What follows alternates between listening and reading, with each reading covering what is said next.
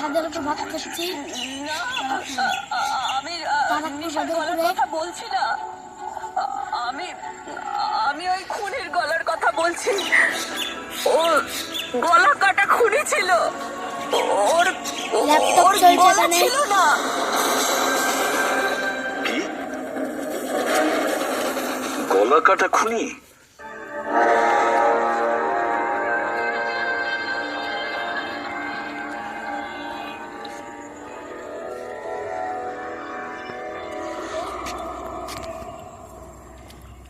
ওই হবে, ওই ফিরে এসেছে। আপনি কার কথা বলছেন সুপর্ণা দেবী? কে ফিরে এসেছে? অজিত।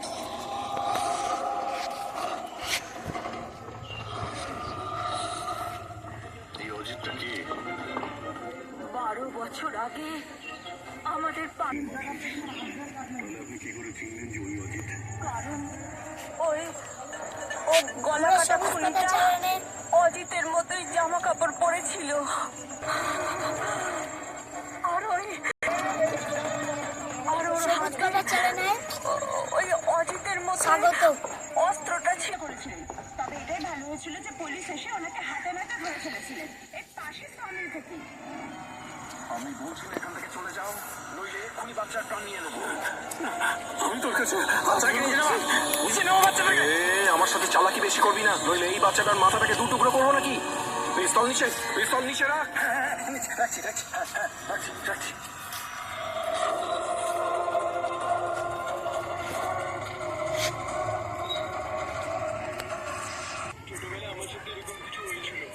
তো দিদা, তুমি এটা বলছো যে 12 বছর আগে যে লোকটা মরে গেছিল ওই গলা কাটা লোকটা ফিরে এসেছে? যা তা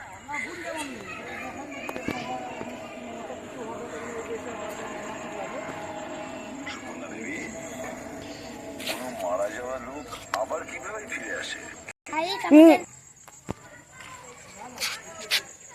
গাইস, আমাদের এখানে ভাত খাওয়া শেষ।